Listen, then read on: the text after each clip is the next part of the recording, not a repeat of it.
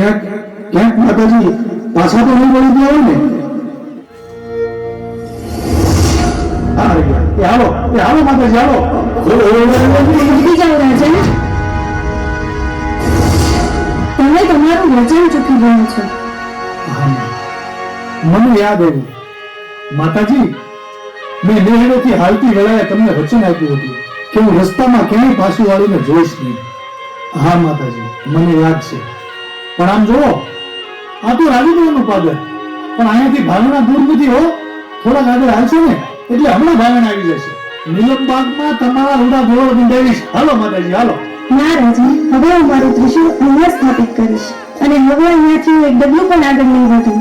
મને આ રાજપરાનું પાદર અને આ ધરો બહુ વહેલા લાગવા લાગ્યા છે.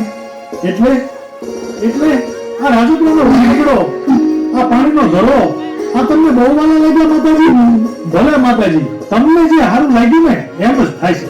અને આમે આ રાજપરા મારા પરગણાનું ગામ છે ને, નીલમબાગમાં તમારા દેવળ બંધાવું કે રાજપરાના પાદરમાં બંધાવું, તમને ગમે તો અહીંયા તમારા દેવળ બંધાવીશ અને તમને હું હોંશથી હવા કળશની લાપસી ધરાવીશ માતાજી. પણ અમારા રાજકુટુંબનું અને અમારી પ્રજાનું આ ભાવનાના હિમાળે બેઠા બેઠા બધાનું ધ્યાન રાખજો હો માતાજી. હા રાજા, તમે જ્યાંથી મળ્યા છો ત્યાંથી બસ તમારા માટે તમારી પ્રજાની જ ચિંતા છે. હોય જ ને માતાજી, અમારું રાજકુટુંબ કદાચ તમને હવા કળશની લાપસી કરી શકે, પણ અમારી 1800 પાદરની પ્રજા એનું કોઈ ઘર ગરીબ પણ હોય અને તમને હવા મુઠ્ઠીની લાપસી માને ને તો માતાજી એનો સ્વીકાર કરીને એના કામ કરજો, એના દુઃખ ભાંગજો હો માતાજી. એટલું આ ભાવનાના રાજા આતાભાઈ ગોહિલ તમારી પાસે માંગે છે. તો મારું પણ તમને વચન છે. વચન? શું વચન આપો છો માતાજી? તો તમે પણ સાંભળી લો રાજા, તમારી પ્રજા મને હવામુઠીની માનતા માનશે તો દોડીને હું એના ઉઘાડા પગે કામ કરું તો માનજો કે હું માવડિયા ઝાલાની દીકરી આઈ ખોડિયાર ભાવેરાના રાજા આતાભાઈ ગોહિલના વચને બંધાણી હતી.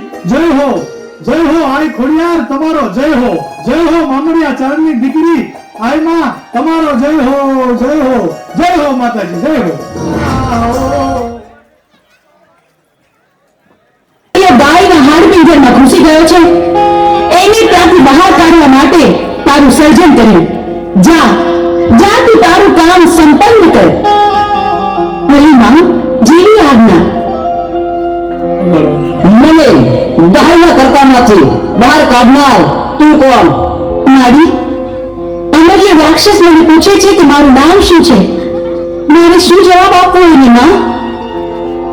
તને અમે અમારા આંગણા મેલમાંથી બનાવી